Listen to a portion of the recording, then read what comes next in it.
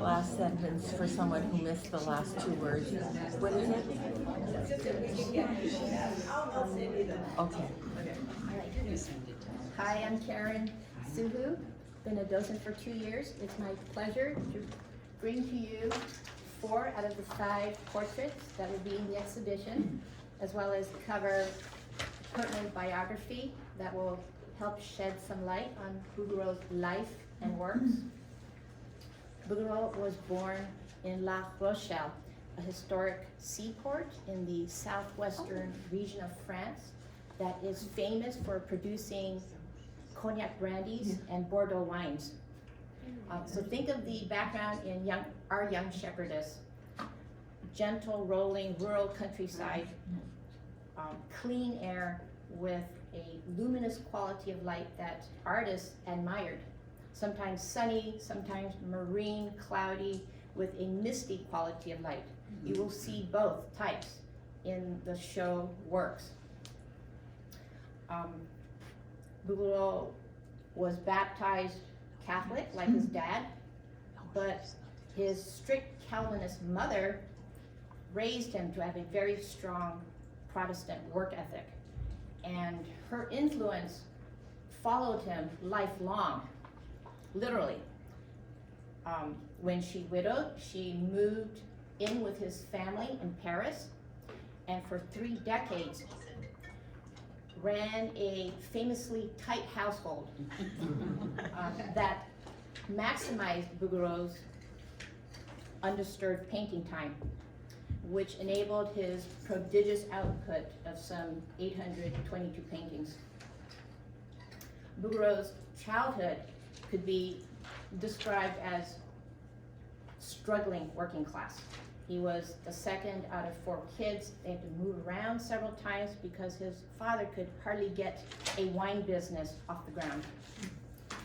A godsend came in the form of his uncle Eugene, who was a nearby parish priest, who took him in, who got him learning Latin, the Bible, the classics, who got him into a Catholic school for the priesthood.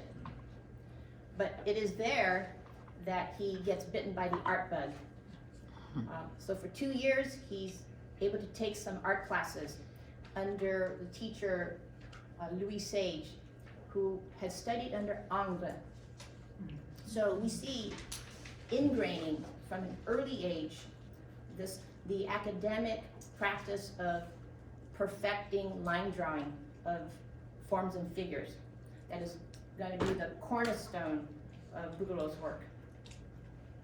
So when he falls off the priesthood track, he gets called home to rejoin his family, who have now moved to Bordeaux, and he helps run his father's new olive oil venture, much less costly to stock olive oil.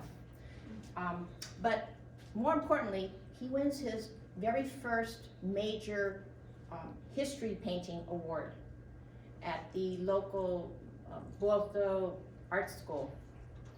And this seals his decision to pursue painting as a career in Paris. So we see early entrepreneurial acumen, and we see art dealer type networking skills when he gets his uncle Eugene to help to put him in contact with parishioners who want portraits. So he paints the parish is called Mortagne. He paints 33 portraits in an astonishingly short 3 months, and this helps raise 900 francs, which, if you go online, historical currency conversion formulas, it turns out to be about $6,000. So this little nest egg, along with additional funds from this beloved uncle and aunt, are what helps get him to Paris, gets him into the École des Beaux-Arts, and within 4 years he wins that Prix de Rome. These 2 portraits were painted when he stopped home briefly, right before he goes to Rome. And notice the lacy,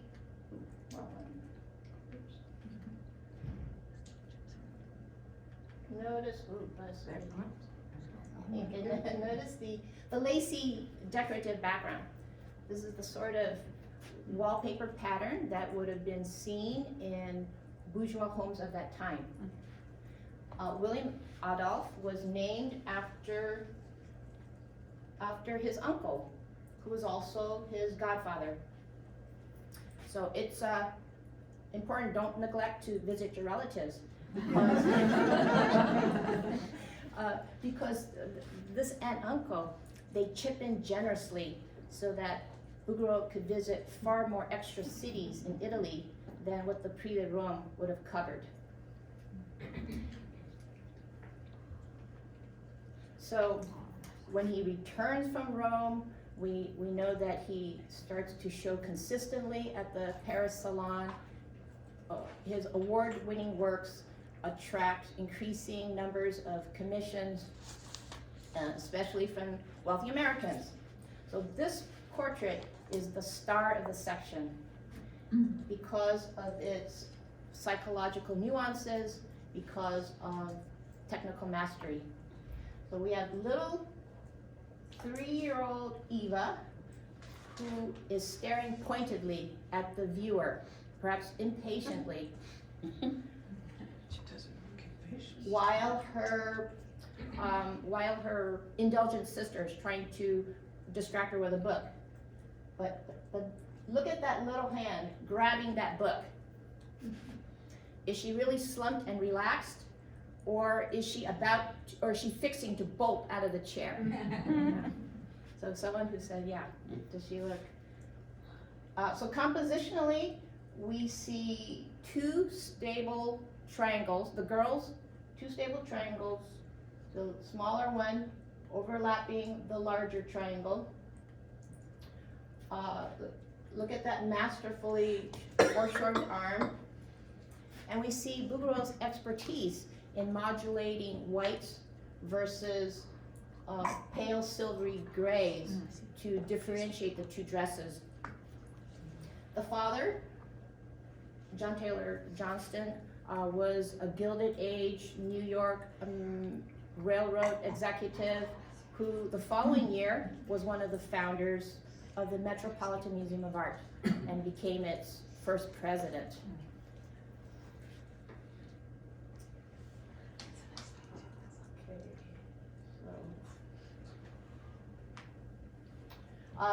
So the next slide, the images are not in the show.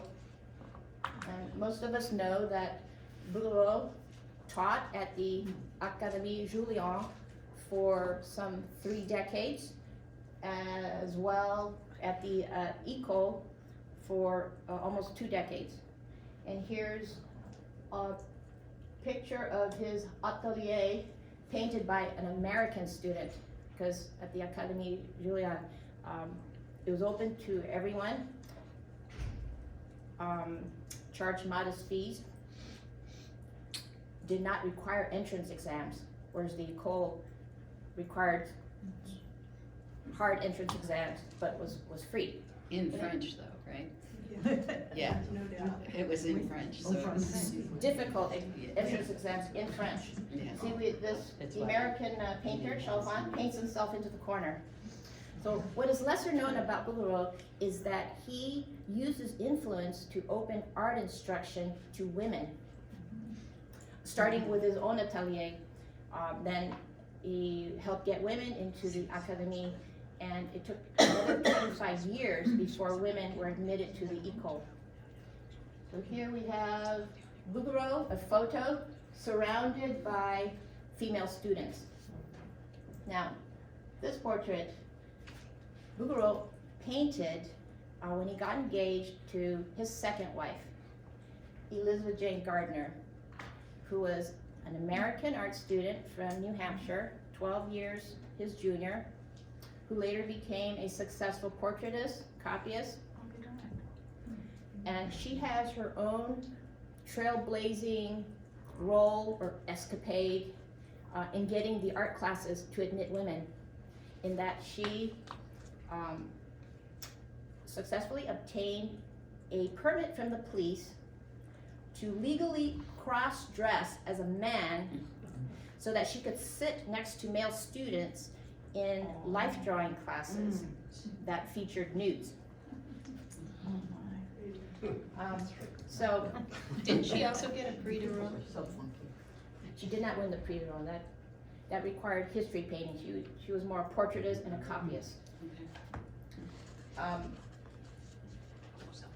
We don't know much about his first wife, Nellie Monteblanc, other than she was a model from the provinces, 11 years his junior, and sadly she died early at age 40 of complications from a fifth birth.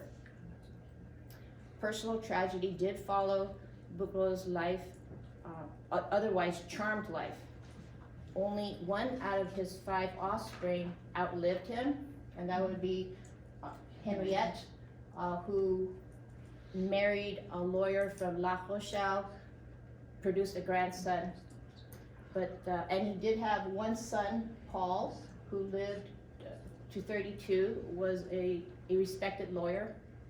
But his 3 sons, another daughter, they all sadly died at various ages, presumably of tuberculosis.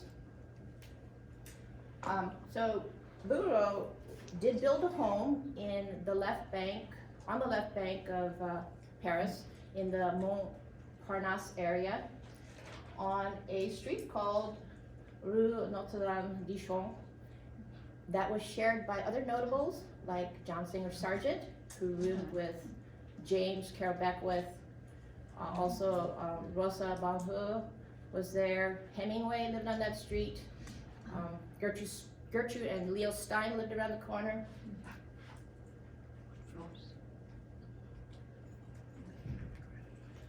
Okay. So portraits that are from Bouguereau's later career are not common. He painted this when he was 70. It is a classic example of academic artistry. This is Countess de Compenses, of Spanish and French descent, noble descent. She's 35 years old here. Look at that idealized yet impossibly tiny waist. Color-wise, it's a virtuosic symphony of whites. Creamy whites in the lacy molding, alabaster whites in her skin tones, silver and ivory whites in her dress. The fabric roses on her shoulders echo the upholstery roses. Bouguereau was frustrated about some flaws. In a journal interview that was published the same year as this work, he complained that he had to paint her facing forward because of, in order to hide a problematic nose and a weak chin.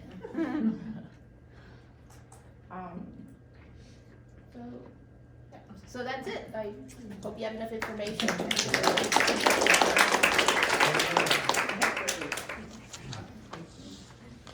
While Carolyn's getting ready, I wanted to point out a funny little story about his studio. That someone owned the land behind it and was going to build like a 8-story building on it, and it would have blocked all the light from his natural windows. So after much agonization, Bouguereau purchased the lot at an exorbitant rate, and then built a 3-story building that didn't block his light.